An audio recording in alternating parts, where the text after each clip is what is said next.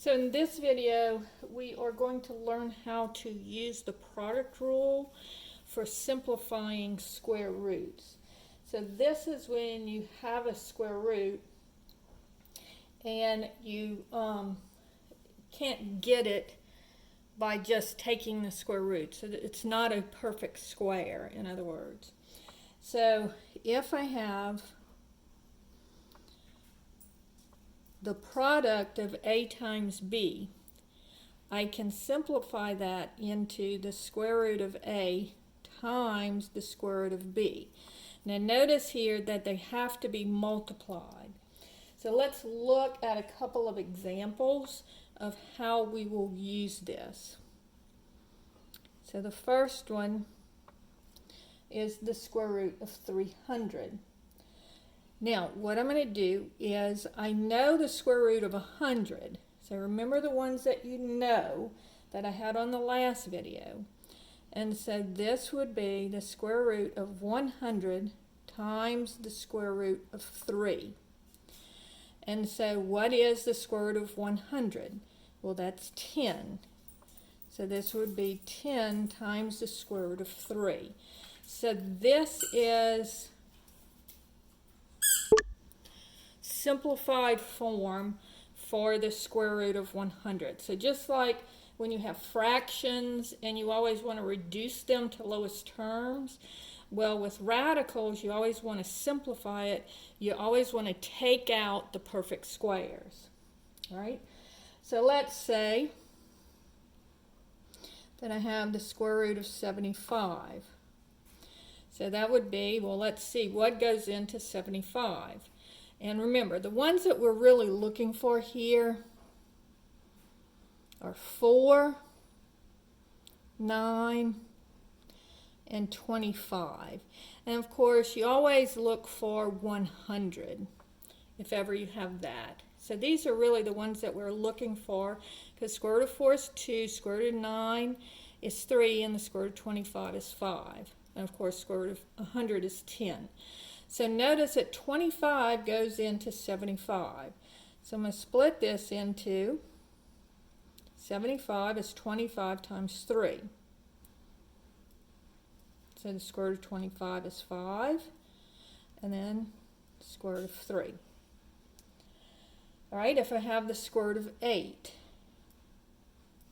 well, which of these numbers goes into 8? Well, 4 does. So I'm going to split it up into 4 times 2. And so that would be, square root of 4 is 2, and then I can't take the square root of 2, so it stays under the radical. And so here would be my answer for this one. All right, if I had the square root of 50, well, 25 goes into 50. So I'll pull out a 25, and 25 times 2 is 50. And so then I take the square root of 25, and that's 5 times the square root of 2. Right? And that would be my simplified answer. If I have the square root of 32, now I'm going to do this one in two different ways for you because you can do it either way. But if I have 32, I can say, well, 4 goes into 32.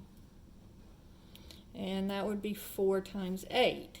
So that would be square root of 4 is 2 times the square root of 8.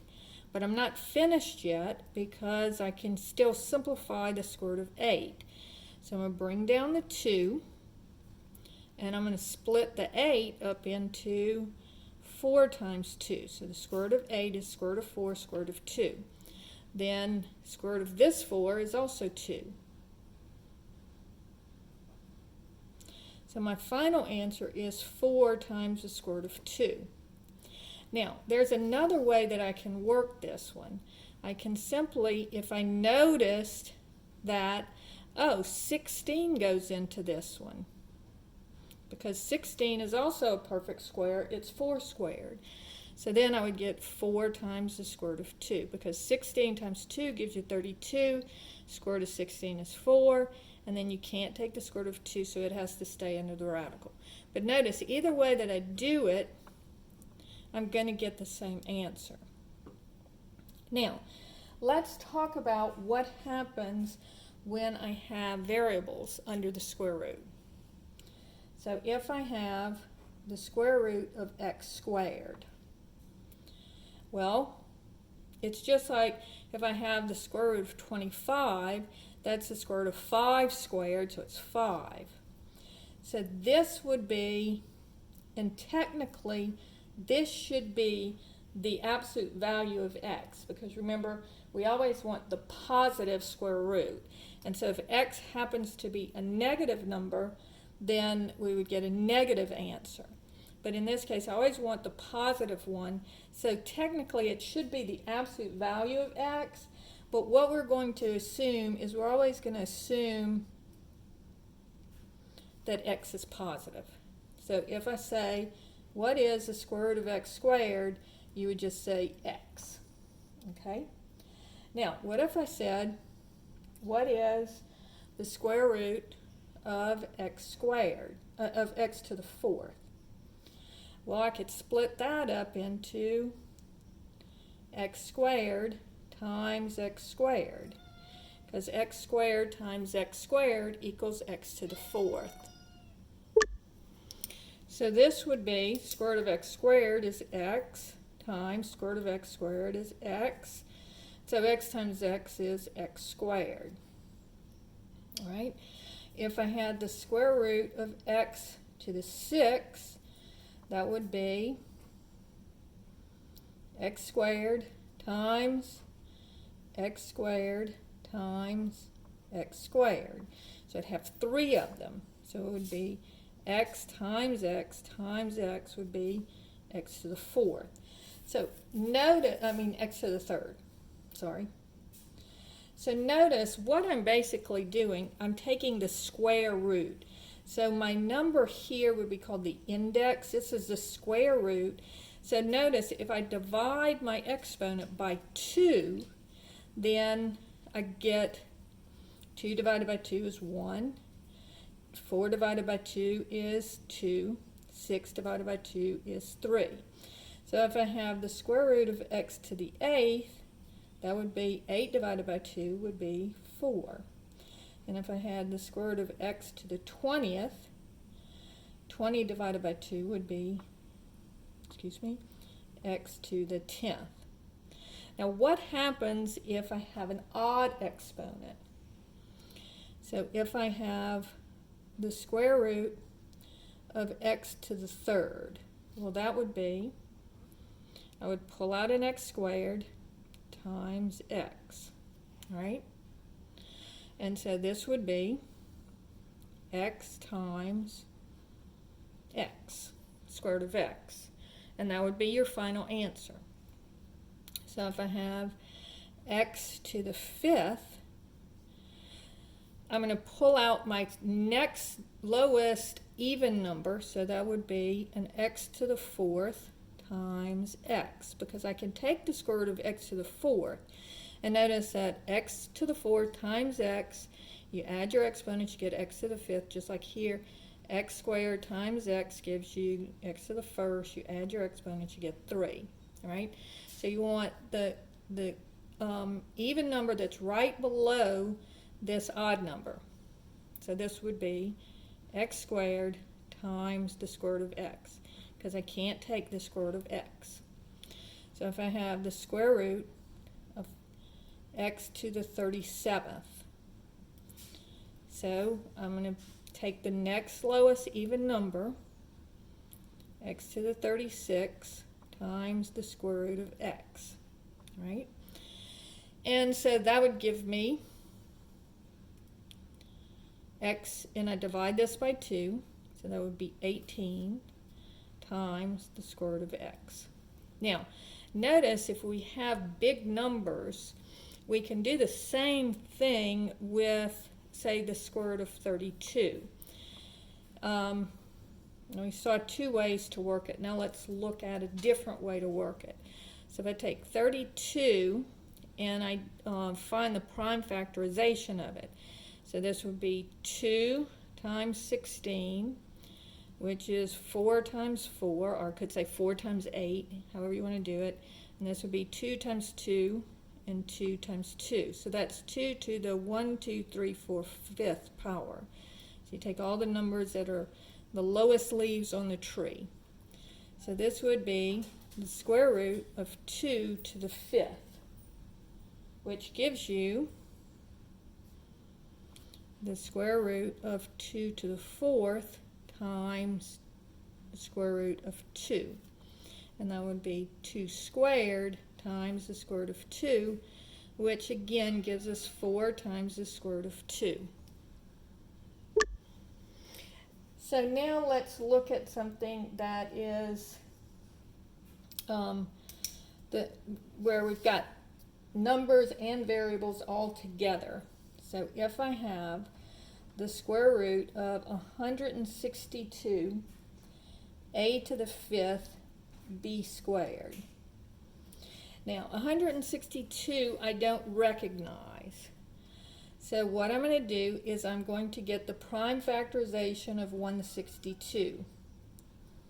Now notice that it's even, so I can take, so this is 2 times 81. Now notice 81 is a perfect square, so I'm going to go ahead and use that.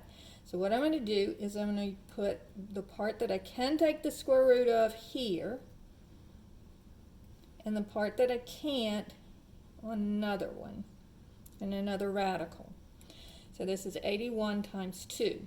Now I'm going to do the same thing. So notice on this problem, we're actually working 3 little problems. We have to do the square root of 162. We have to do the square root of a to the 5th, and we have to do the square root of b squared.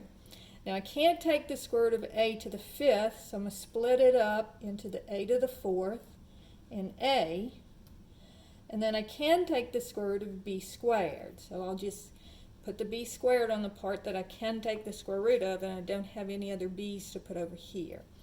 So the square root of 81 is 9. And then remember here we're dividing our exponents by 2. So 4 divided by 2 is 2, so it would be a squared. And then b squared, square root of b squared, 2 divided by 2 would be 1. And I could leave it as b to the 1st, so I can just leave it as b. And then this part over here, I can't simplify.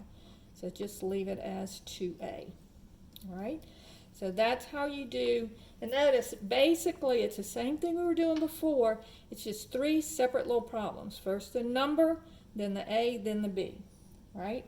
So if I have the square root of 50 x squared y cubed z. All right? So 50, I'm going to split up into 25 times 2. The x squared I can take the square root of, so I'm going to just put the x squared on this part. The y cubed, though, I'm going to have to split it into 2 parts. I'm going to make it y squared and y. And then the z, I can't take anything out. I can't take the square root of z. I just have to leave it under the part that I can't take the square root of. So now let's take these square roots. Square root of 25 is 5. Square root of x squared is x. Square root of y squared is y. And then 2yz is left under the radical. Okay?